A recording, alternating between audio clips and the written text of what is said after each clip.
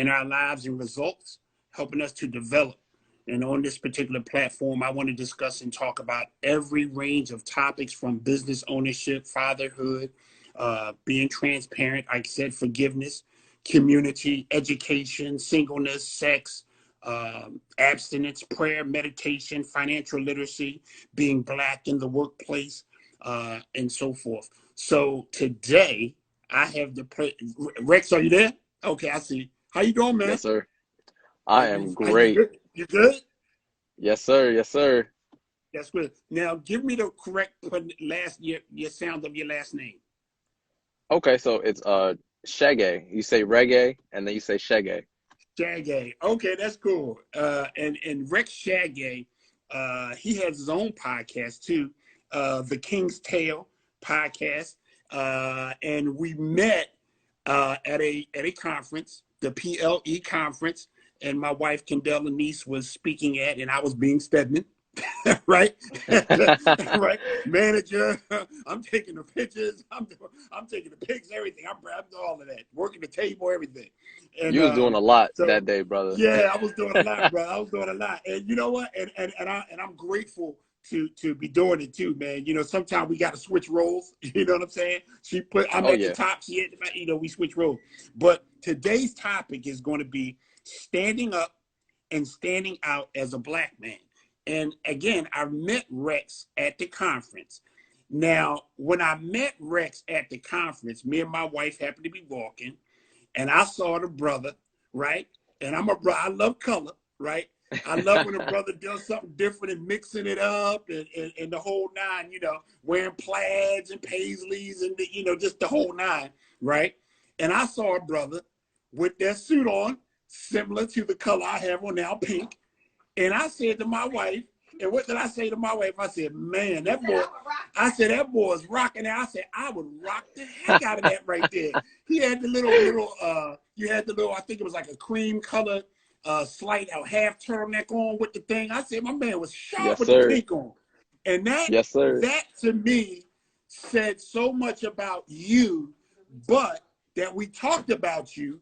And then I come to find out, my man Ira, and you guys were chatting it up, and I was like, I gotta meet the boy. I gotta tell him about the suit, But we also know that the clothes make the man, right? Hmm. So what radiated from you wasn't just the clothes, because that was the initial draw or the color that you wore. It was what was illuminating from inside of you, which I would call the anointing, or what I would call, that aura or your gift. Hmm. So tell me first and foremost, standing out as a Black man, what does that mean to you? And what was your mindset that day when you threw that on, and just start right there? So it's really funny that we got to this point because really was a time in my life where I wasn't confident in myself and I didn't know who I Ooh, was. I didn't really have that ooh, identity. ooh, So, yeah. that really stemmed, I mean, it goes as far back as, early childhood. Like, I was always in the image of my father and the Wow. expectations and the stigmas that were placed for being a Black man.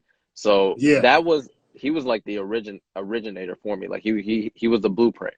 So I always felt that, Okay. like, I had to play a sport. I had to, toughen up. I Mm-hmm. had to make sure that, Yeah.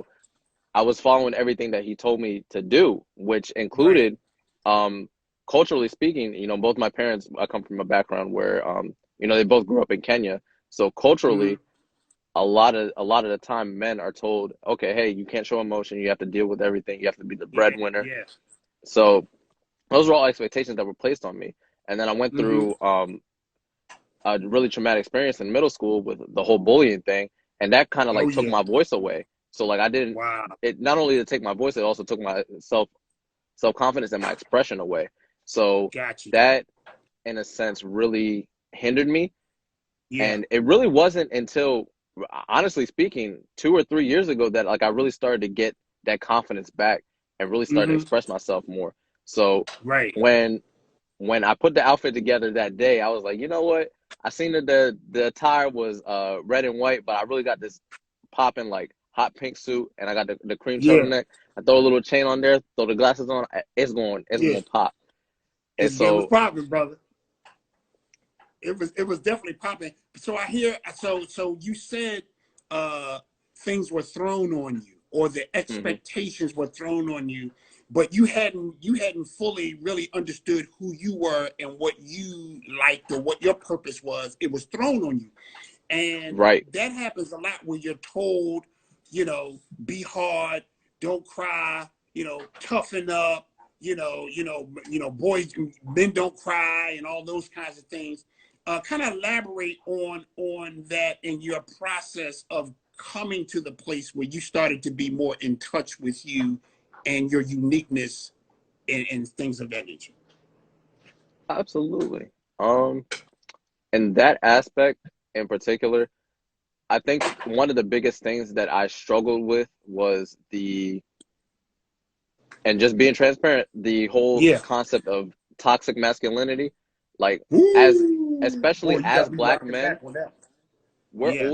we're always told, like you said, and I think at times too, our masculinity is hypersexualized, and we're expected to be, Mm, the big, strong, burly, yeah. black men that take care of things, that are hyper Right. aggressive, hypersexual, and you have to fit that persona. And Right.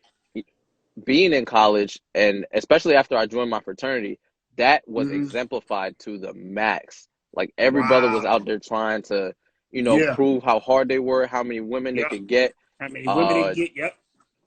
how tough they were. So they were starting fights every weekend that we was going out, and I wasn't like that. Yep. So whenever they would get Yeah. into those types of like debacles and stuff, and they would look back at me and be like, "Yo, Rex, how come you not riding with us?" I'm like, "Bro, y'all Right. started it. You better you gotta finish it. That's not my Yeah. thing to hop in." And Yeah. so in that aspect, like, I had to learn to separate myself from that crowd and realize Hmm. that, Hmm. that's not me. That's not where I fit in. And Yeah. personally for me, I always found it my niche. Like, I always got along better with women. And so Hmm. another stigma was placed on me by these other men. Oh, Rex is always around these women. He's not doing anything with them. Oh, he must be gay. Right. And so Oh that was yeah. another Yeah. thing. Yeah. That was another thing that was placed on me. And Got you. because of the bullying and that lack of self confidence, I always Hmm. thought that there was something wrong with me because I wasn't Yeah. exemplifying those ideals and those stigmas that were set in place for black Hmm. men. So I always Hmm. felt out of place.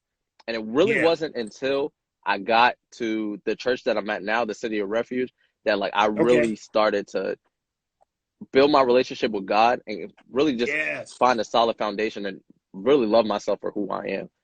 Yeah. I heard you say you were playing sports. Now, was you playing? You were what sports did you play? One, and were you playing them just because the expectation from your father was supposed to be, oh, you got to play sports. I went to this school. You got to go to this school. You got to play the sport I played, the position I played. And vicariously, what ends up happening is they try to live out what they didn't accomplish or did accomplish through you. Mm, mm, Come on, mm, mm. come on, You come were on. I see you. I you were see you ready on to it. go. You're on it. Oh my gosh. Wow. All right. So in that realm, like, my dad was a year-round athlete. He played soccer, he ran cross country, and he ran track. So Okay. for I didn't even really consider sports until I got to high school. Like, I was more like academic focused, Right, and right, right. I was a bit of a perfectionist, so I felt like I had to have, the perfect grades, the Yep, perfect work yep. ethic.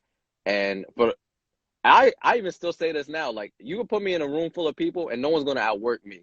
Yeah, You'll yeah, you'll yeah, have yeah, to you'll yeah. have to drag me either out of the weight room or off the track, because no one is gonna Exactly. I'm outwork with you. me. That's me. That's But me. Right. um I really didn't get into the whole sports scenes until my sophomore year of high Okay. school, and I ran cross country and track. And initially, the main reason why I was doing all that was to get my father's attention, his approval, and his Wow. validation. Yeah. It's And validation. Yep. yes, that was the biggest one, was that validation.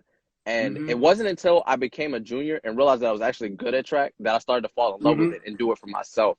And that's when For I started yourself. Right. to Right. become passionate Mm-hmm. about it. But Mm-hmm. initially, it was definitely, and you literally just said it best. Like, sometimes people will, they'll take up the burden or those expectations that the father placed on them and Yeah. feel like, oh, I have to do this. And then, Mm-hmm. a career and an injury happens, and then they're left. Now they really don't have an Yeah. identity because they Right. invested all their time and their energy into that sport, and then they don't got anything after that, and then they're lost. Yeah, yeah, yo, you said, man, you said a mouthful with the expectation piece, the expectation of a black man to, or black young man, millennials as well as older men, and there's a lot of our brothers that still today are suffering from what either was placed or what wasn't there to be placed. Mm. You know what I'm saying? Mm. And Whoa. the one thing, you know, I didn't have a father in my life, but I did have role models that were good men, but they were just involved in the wrong activities, right? There it is. But again, because of my absence of my father not being there for me, I looked for what we talk about, validation. I looked for, you know, the things that I thought what men were supposed to be, even though internally that wasn't, I wasn't those people that I was pretending to play out, if that makes sense, right? You know what I'm saying? Because we do play a lot of roles when we don't know who we are. We You play a put a lot of mask on, roles brother. based on what we see, or Right. what we catch. Because more is caught than is taught. So what we catch, we you know, you know what I'm saying? We take that on. You know what I'm saying? So now we become, so then we want to move into relationships, whether that's, you know, brotherhoods or whatever, fraternities and so forth, or we try to move into with women. But how can we be with a woman when we don't even know who we are? And we haven't, You say that and we again, haven't please. taken the time, and we haven't taken the time for men and women. We need to take more time being alone or with ourselves and growing into who we're supposed to be before we start, you know, trying to be with somebody else and add into somebody else and expect somebody else to fix us. Because that's too much pressure for a man or for a woman. So, but tell me when you got to the place, because I know we started with the suit that we saw, but what I saw beyond that, because I saw the way you were in the entrepreneurial meeting, and I saw you writing and you was just taking notes down. So tell me how you catapulted from being told who you are to finding out who you are, then living that out, knowing whether through your father or through parents and people, the persecution is coming. How did you handle that aspect of really being delivered from what people think? Whew. That's truly a loaded question. But I'll start from the beginning where you said when I was told who I was. And it started in the household. My dad was telling me like, oh, first and foremost, like his biggest thing was academics, and then immediately after that was, you know, being a provider and a caretaker. And I definitely do feel especially in my teenage years, a lot of expectations were placed on me. And I remember when I did start working, it was my junior year in high school. I was doing a sport. I was president of a club, and I was working like 15 to 20 hours a week. So I was overworked, and I didn't know how to handle it. And the whole concept of mental health was just a myth to my family and everyone else that was around me. So like I didn't have anybody to talk to when like I felt overwhelmed, or like when I was having those major depressive episodes, and I was like, oh gosh, like what am I doing? And after being told that I have to be all these things, after a while it starts to overwhelm you. And if you don't know how to process everything or find a positive outlet to put into it, that's how people lose their minds. And could you share, were you able to share that with your father since he was president? Were you able to share, or did you feel comfortable enough, or was he in touch with his feelings and your feelings enough to allow you to be able to come to him and say, hey, this is too much what I'm doing, or what have you? Ooh, my father and I feel it getting deep right here.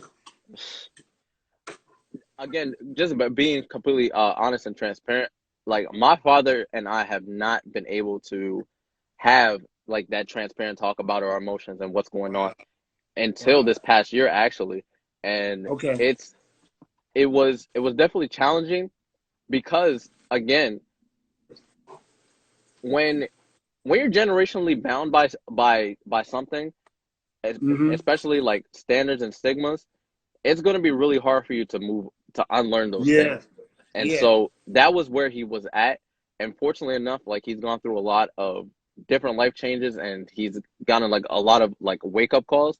And now he's Okay. starting to realize that, okay, you know, everyone, even though we tend to, you know, base all of our decisions and our actions on what we see, we have to be real Mm. with ourselves and remind ourselves, Mm. hey, we're humans at the end of the day. We feel emotions, and when we feel those emotions, we have to express them. And for some Yes. people, it's in a negative light, and for others, it's in a positive light. But eventually, you get to that point of maturity where you're like, okay, I can't keep responding to this same problem the way that I have been. Let me change my Mm-hmm. response, and then I'll be able to make some progress moving forward from that. Yeah. Yeah. So you were able. So you were able to, as the topic is, stand up. You were able to stand up for yourself and for who you were, and more importantly, who God was calling you to be, and who you were not to be. If Mm. I'm hearing you correctly? And Oh, because I think it's absolutely. important, that for black men, men of color, and ladies, you got to be tuning in to this, because we need you to understand and know and learn your sons, learn your fiancés and soon to be expected husbands, if that's the route you're taking, and just your brothers or whoever's close to you, because we need to have that safe space, as I talked about on the last show. We need to have the safe space, and if there are men on the line that they are fathers, or their fathers are still in their life, leave room and make a space comfortable for your Mm. sons, and for you to go to your dads. Make it comfortable for your sons to be able to come to you and say what is or what is not a part of who they are. Because whether you didn't have a father or you have a mentor, and I would stress for every man, you need to be have a mentor of some sort, whether it's a pastor, somebody you respect, somebody who can speak into your life, a mentor that can speak into your life, that you will begin to trust or trust. We have to, I know for myself, I had to have a safe space, a home environment or relationship environment where where I could be who I am, and I can admit to where my shortcomings are, and I could come to whomever it may be in my life at that particular time, or my partner, whoever it was at that time, and say, hey, this is who I am. Can you accept it? So tell me, when you got to that place, what kind of persecution, for Mm. lack of a better word, did you face from those closest to you, because you didn't fit, quote unquote, their plan for you, but you were fitting your plan for you, and most of all, God's plan for you? Tell me about the persecution, and what you had to do to get through that, or did you have to cut people off, or did you have to spend less time, whatever that was for you? Oh, goodness. That's good. Mm. Speak straight from your heart, because God, I feel that. Whoa, Woo, man. speak straight from your heart, not from what you Yeah. think, feel from your heart. So the biggest sense of persecution definitely came from my Turn fraternity your car brothers. light on if you can. Turn your car light on if you can. Absolutely, Your interior absolutely. light. Give me a second. Let me. Sorry, but that. No, you're fine. Okay. Is that better? Yeah. I want you to get that off, because I feel that right there. Okay. Um, the biggest set of persecution definitely came after I joined my church and my fraternity. Sound is wrong. I can't hear him. I can't hear him. What's going on with the sound? Hold on. Hold on. Okay, go ahead. I couldn't hear you for a second. You mind starting it over, because I couldn't hear you for a second. Can you hear me? Can you hear me? You can hear me now? Yeah, I can hear you now. Go ahead. Go ahead. I'm sorry. I can hear you now. Okay, perfect. No, that's fine. So the biggest set of persecution that I faced was after I joined my church. my fraternity brother started to notice that I was a little bit more distant.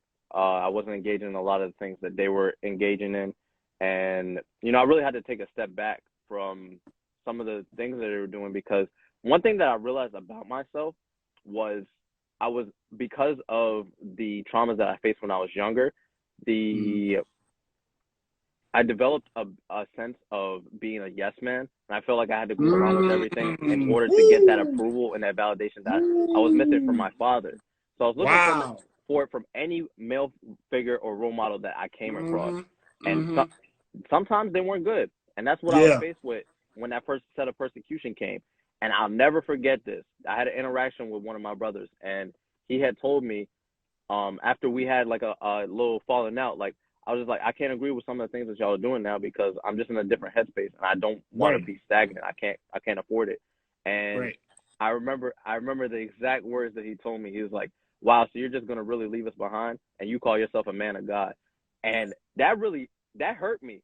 That really hurt me. And I started to question myself. I'm like, wow, you know, and I was like, wow, like, you know, you're supposed to, you know, show love to your neighbor and all that stuff. And I was like really confused. So for a while, like, I was carrying that around, but then eventually, like, I finally opened up and I talked about it with my pastor, and he was like, when you move on from people and things, they're going to try and do whatever they can to bring you back. It's like crabs in the wrapped in bucket. that bondage.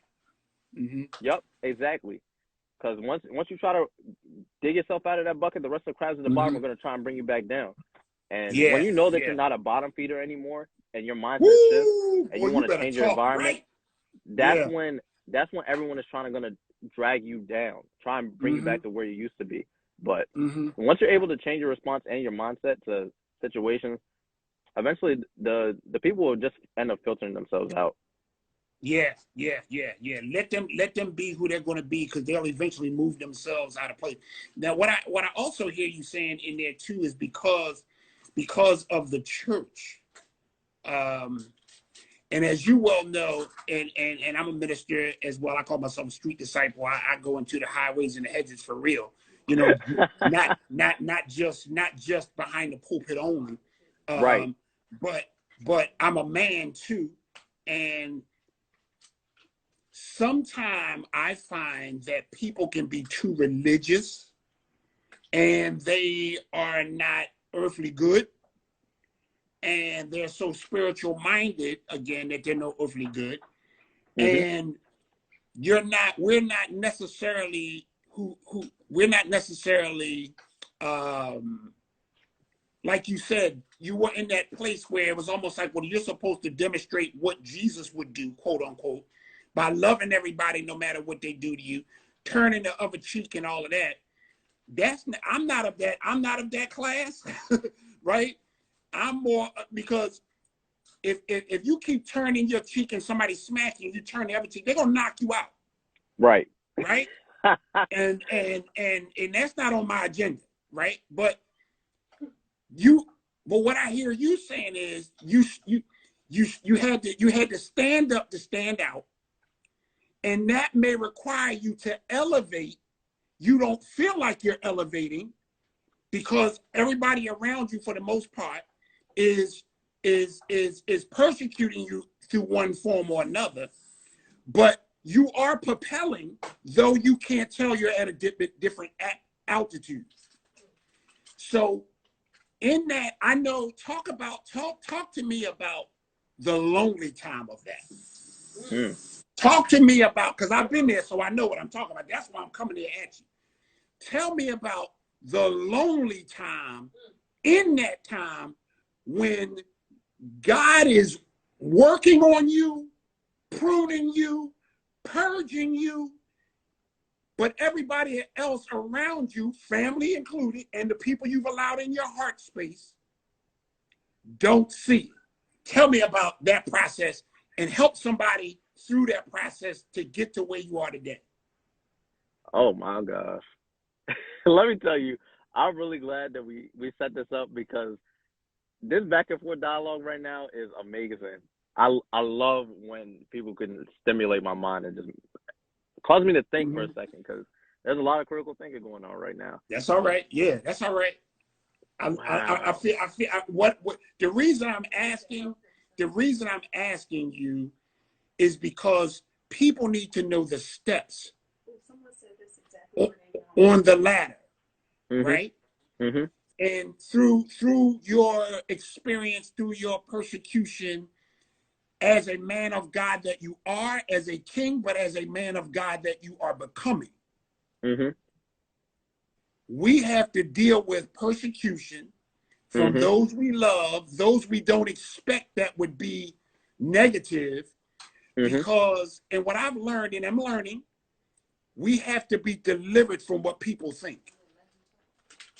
Boom. Share with me that process with you and how you got there.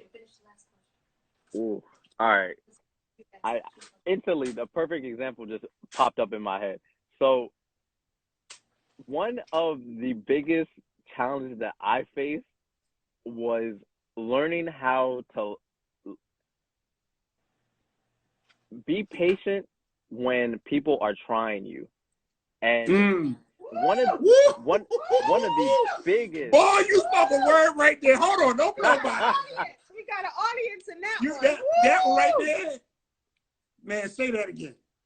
Yes. You got to learn how to be patient when people are trying you.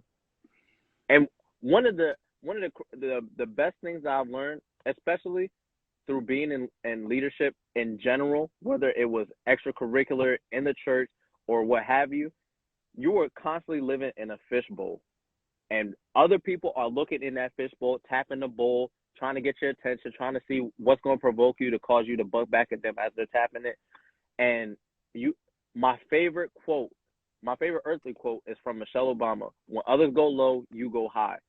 And it seems crazy in the heat of the moment, but like I said earlier, in the moment, yeah.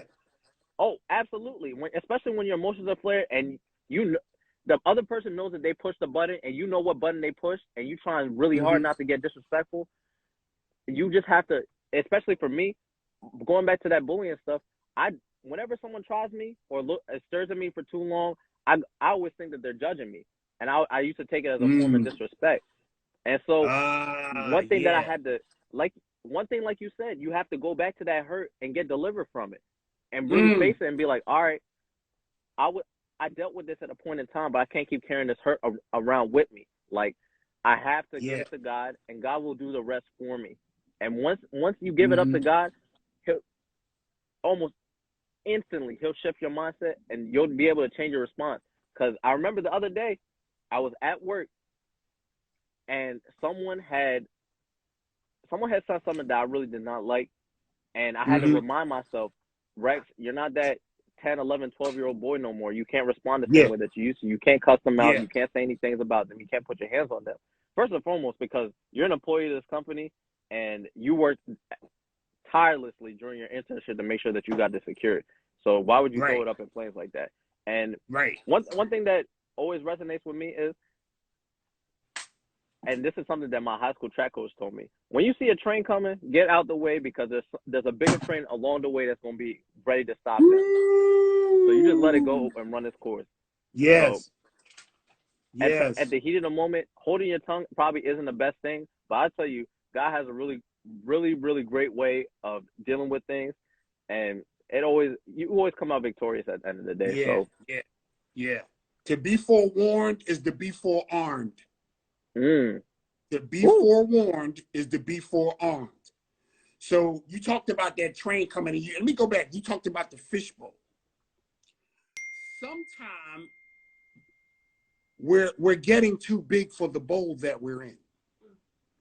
The bowl is either going to break you or you're going to break the bowl.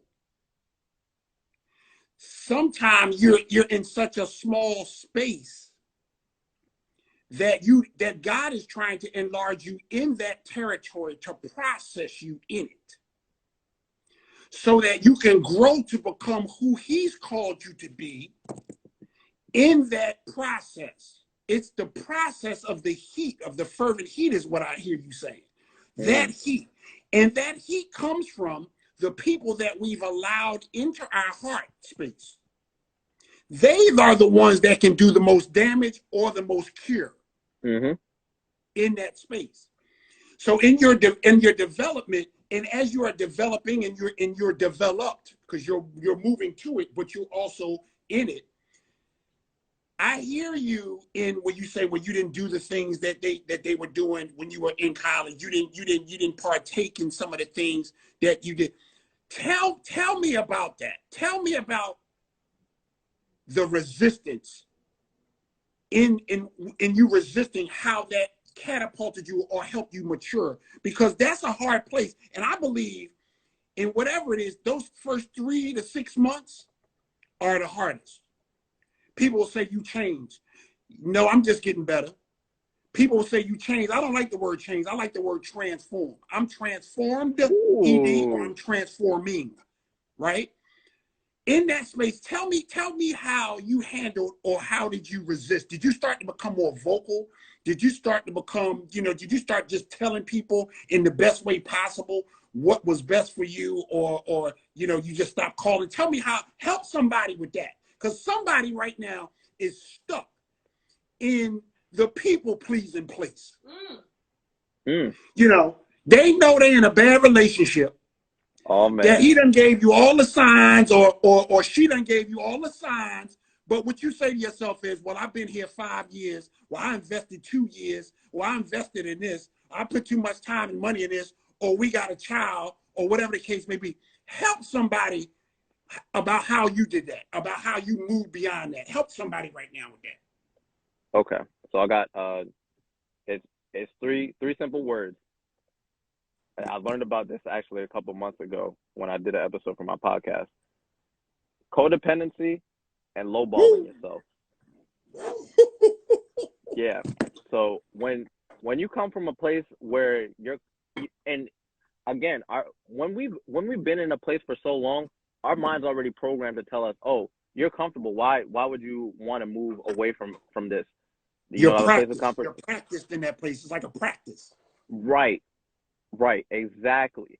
So when you're in a place of codependency, you tend to lowball yourself. Like you're so used to being mistreated, or given the bare minimum, or someone constantly just throwing dirt on your name, because you've been in this place for so long.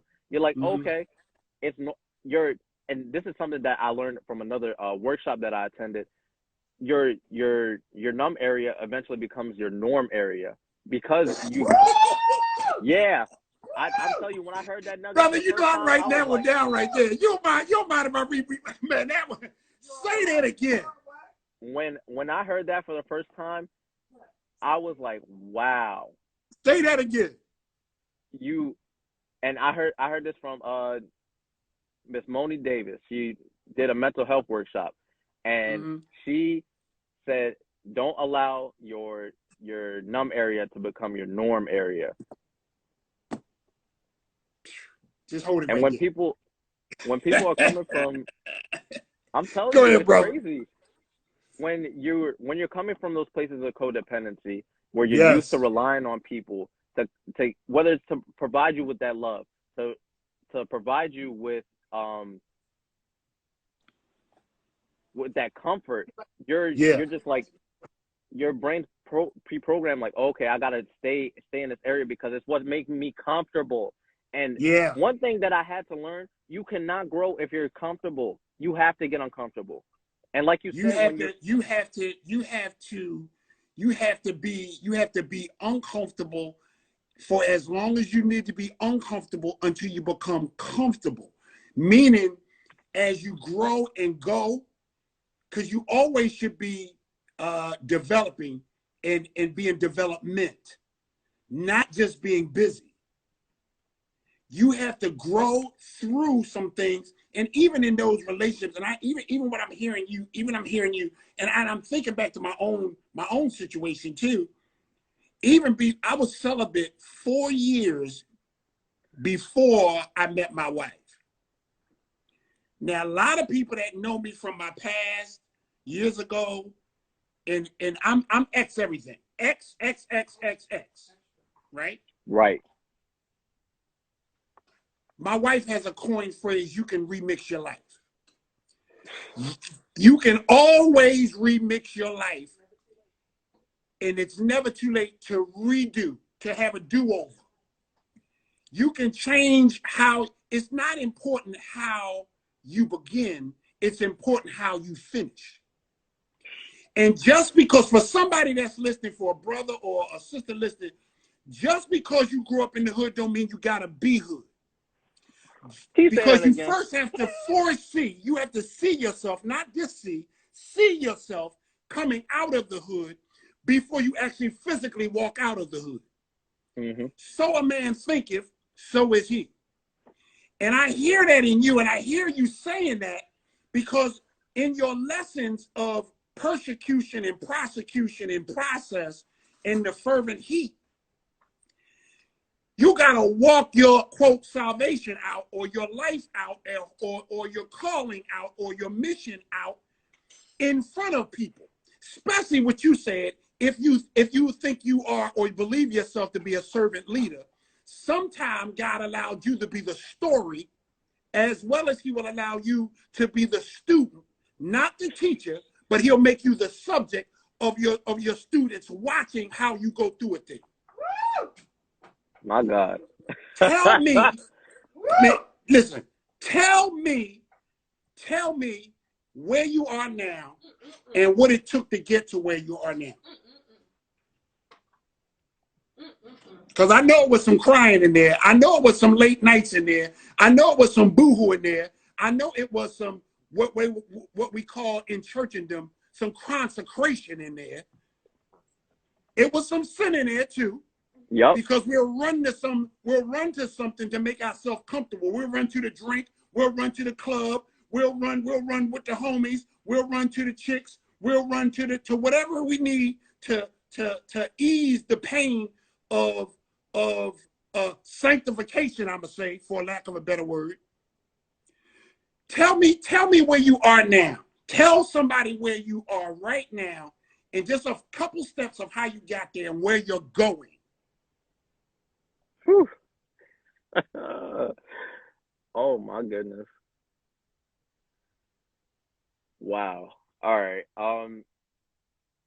The first thing that comes to mind, it kind of relates back to what you said earlier. Especially when it comes in relation to when you're going through those trials and tribulations, that familiarity can be the biggest hurdle to your growth, because like you said, you tend to run back to those things, the parties, the women, the drinks, Mm-hmm. the being transparent. For me, it used to be smoking weed. I felt like I had to do it. Yep. Yes, sir. Yes, sir. I felt like I had to do it to deal with my problems. And right. Eventually you get to the point where you're like, okay, I could do this. I feel great while it's going on, but afterwards my problems are still there, and I have to face it. And that is one of the biggest challenges I feel that people face in general, whether it's men, women, no matter like race, mm-hmm. ethnicity, nationality. Right. When that problem is in front of you, you can respond in one of two ways. You can look at it, or you can tackle it face on and just get it out the way. Mm-hmm. And going back to, that early childhood trauma for me, confrontation was a massive thing that I just didn't know how to deal with. And so when I eventually got to that point where I wanted to grow more than I wanted to be familiar with the things that were going on, that's when I took that push and I was like, you know what? The worst that can happen is I get knocked down, but guess what? God will pick me right back up and he'll give me the strength to try and tackle this task one last time. Yeah. And one thing that I love about God is he will never let you fail, especially when you put your full trust in him. Yeah. He will get you out every single time. Yeah. Yeah. And he'll allow you to fail, but not be a failure. People mistake failing for failure. I failed at something where I didn't achieve this the way I thought I was going to. Does not mean, it means you failed. Maybe you didn't put enough in, what have you, right? But you're not a failure. But I think people take on that failure as opposed to I failed or I fell short at something or in a situation or in a relationship. What in all you're getting, get understanding, right? And when you talk about, because I know for myself in business and a lot of the things I do, when I teach classes to men, young men, older men about abstinence, ooh, that right there, our ladies on here, let me tell you something. I was XXX because of the grace of God and because I wanted something more than what I saw being demonstrated. And I knew that my body was the temple of the Lord, and it was my temple that's going to help me get to the destiny and destination and the mission that I had to get to. That means I had to be clean to get there. You can't be toxic, full of people, places, and stuff, and all the stuff going on. You have to cleanse yourself out. You have to, what the Bible talks about, separate yourself, come from amongst them. And in your coming from amongst them, you will be persecuted. You will be tarred and feathered. People going to talk about you. Or why you ain't going to the club? You was going to the club yesterday. You went, yeah, but you made a different decision today. And it starts with today. Don't end up in the land of the someday. Be urgent about today. And when you do that, he'll start working on your behalf because he sees you putting in the work. Trust you me.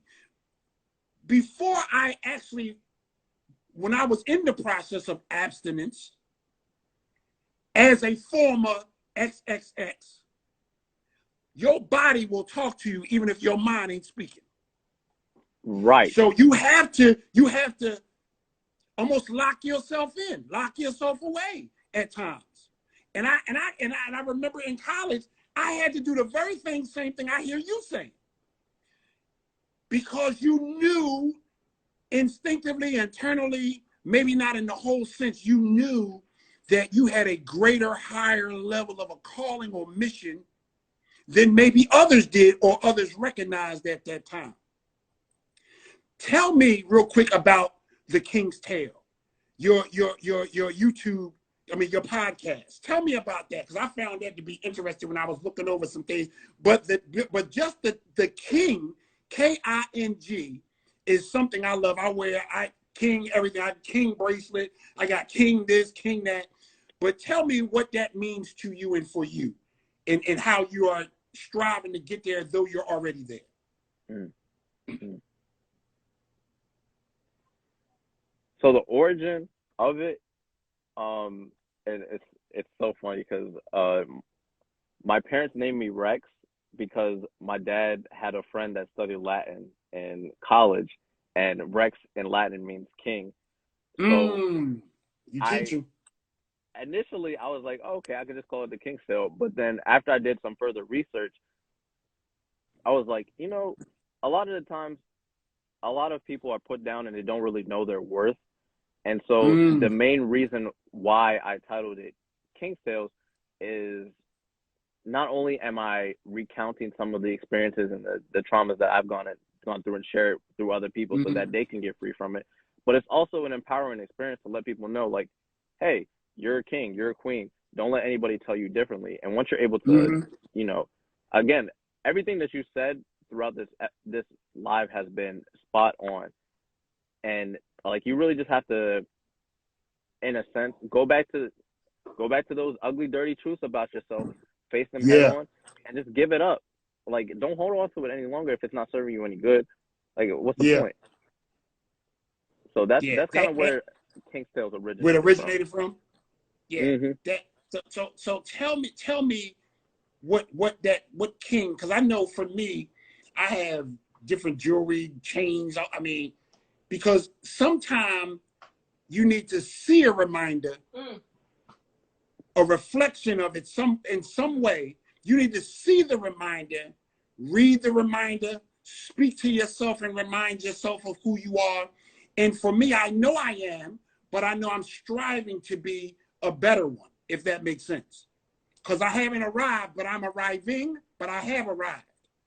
And in your demonstration and your leadership, because I consider you as servant leader, and as servant leaders, a lot of the time we have to take the suffering. And I know a lot of us don't want to suffer or to have pain or to have pain thrust upon us in whatever way, or a lot of times we may choose a painful circumstance or situation. But for myself, and you may be able to attest to this, pain has ushered you into the place God originally wanted you to go. Because without that pain, lack, loss, the absence of a person, the loss of life of a mother, a father, sister, brother, you would have never hit your knees. You would have never cried.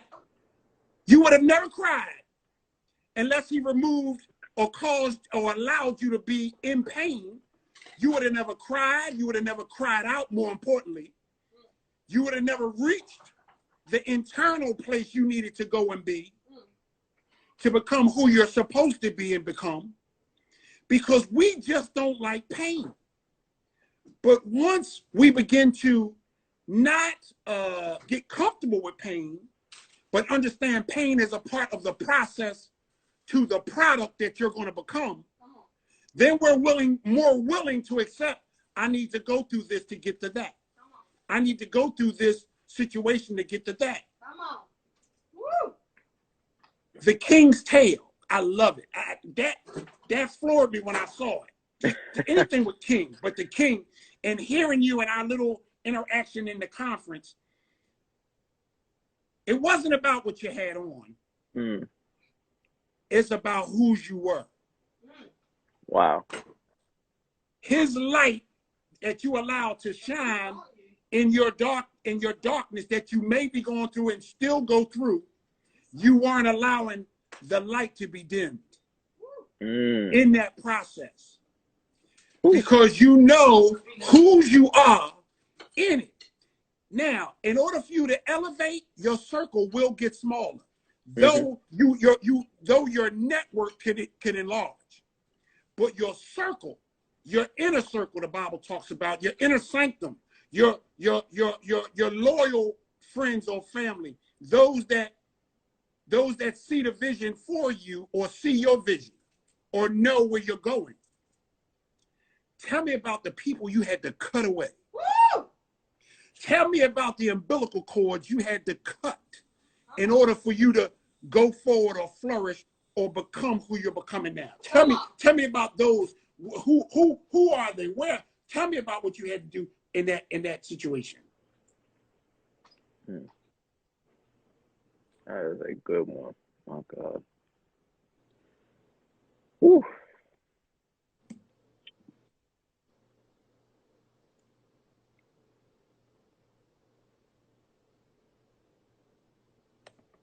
I'll say that the biggest pushback that I got was from How do you see yourself now? Just ask me, how do you see yourself? How do you see yourself now? How do you see yourself now? Make it plainer, because I know that one. I can tell that you're in surgery right now. If that makes sense to you. Yeah. And that's a beautiful place, man. Where you are, even in you not being able to respond, but still respond, if you get what I'm saying, is a beautiful place, man. Because there's no doubt in my mind that not only are you going to be introspective the more, but you're helping somebody right there. See, that's what I love about this mandate right here. Absolutely. It's an urgency to men. The mandate is an urgency to men. What you are doing in silence speaks volumes, brother. Because you're in touch and getting further in touch with your heart, man. The soul, man, of who you are and whose you are and who you are to be. And somebody on the line, some woman on the line, some man on the line, we got to get to the place of searching, seeking, and then finding and releasing. Yeah. How do you stand out the best? Tell me that. How do you stand out the best? I think, well, I know for a fact one of the biggest things that has aided me in standing out is the strengthening of my relationship with God. The more time that I spend with him, especially throughout the week, because for the longest time, you know, I would always hear people say, you got outside of church, you got to have that time of personal worship and praise with God, because that's what really fortifies your relationship. Because if you really think about it, you're only in church one day out of the week, maybe like 2, 3, 4 hours out of the day. That's there's 172 hours in a week. Yes. If you only spending 2 to 4 hours a week with God, what does that show him? What does that tell him? Right. So what really helped me get into this place of confidence and security within myself was building that relationship with God, having that personal worship, crying out to him when I didn't have anybody else to cry out to. And it looked crazy, especially when I was back home. Once I moved back home with my family, they were looking at me like, yo, what's going on with him? It's 4 or 5, 6 o'clock in the morning. He's crying out. Like, what's going on? They think that something's wrong with you, but God notices that. And when especially when you're consistent with it, people are really, really going to look at you and be like, all right, you know, it may look crazy at first, but he's consistent with it. And I can really tell that he is really dedicated to committing himself to God and really building that relationship up. And one of the biggest pieces, and I think this is a good final piece to leave everybody off with, and it's been ringing in my mind for the past couple of weeks. There's salvation in your sacrifice. Somebody's salvation is in your sacrifice. And it really is important for people to really understand the importance of, like, truly taking the time during the week to consecrate and fast and really go before God, because I've seen some of the miracles that he's performed, not just in my life, but for the people around you. And when you're able to celebrate other people's deliverance and help, and God helping bringing them out from things that they used to think was impossible, and then them rededicating their lives to God, that is the most powerful thing that you can experience as being one of his followers. Man, listen, and that's true. I think heavily on, in particular, the struggles. Jesus had the ultimate sacrifice, and I honestly believe the Apostle Paul, with all the epistles that he wrote and all the trials and tribulations that he went through, so many people got saved through his sacrifice and through all the things that he went through the persecution and everything that he went through. And that's one person that, like, whenever I read the Bible, the Apostle Paul, right next to Jesus, all the stuff that he was persecuted for, like, and seeing how many people got saved through him sharing his experiences, I was like, wow, that's powerful. Yes. Brother, listen, man, what I hear you saying, one is foundation. Your God, the God you believe in, you have to have that foundation. Second thing I hear you saying is prayer. Third thing I hear you saying is intimacy and relationship. This is not the God of your mother and your father. This has to be the God that you know and you experience and you have an experience with, as you and I have had that experience with. Brother, this is so good. Brother, we gonna definitely have to do a part 2. Listen, oh, I'm down. Listen, man, listen. Listen, man, we gonna definitely do a part 2. I'm gonna schedule that up with you. Absolutely. I just want to say to everybody who's chimed in, ladies, gentlemen, I appreciate all of y'all. I really, really do appreciate it.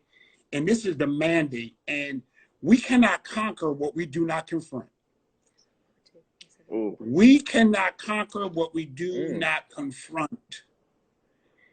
We have to confront our situations. We got to confront our habits. We got to confront our practices. We have to confront the things that are derailing us from our actual goals and purposes.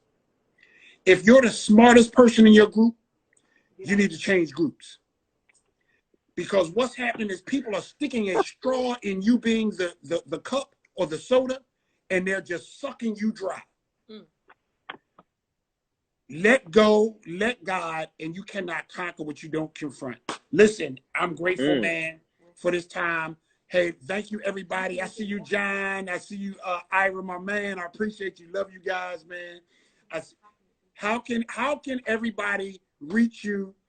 What are your handles, all your social media, man? We gonna have people following you, bro. Absolutely. My main social media platform, of course, is Instagram. You guys can find me at K1NGSIGMA_. That's at King Sigma. Be on the lookout. I had to do some remodeling for the King's Tales podcast series. Go revisit the mission statement and get some new equipment. But the episodes are coming back real soon. So brother, I'm there. I'm there with you, man. Appreciate it. Listen, it's all the time we got. Gotta go. We'll be in touch. Talk with you. Love you guys. Talk with you soon. This has been the Mandate Live on IG every Monday, 8 p.m. Eastern Standard Time and 9 o'clock Eastern Standard Time. Definitely tune in, man. Love you guys. Darryl the Mentor. Follow me at Darryl the Mentor. God bless. Thank you, Rex. Thank you, Darryl. Part 2 will be coming soon. I cannot wait. I know it, bro. I know me either.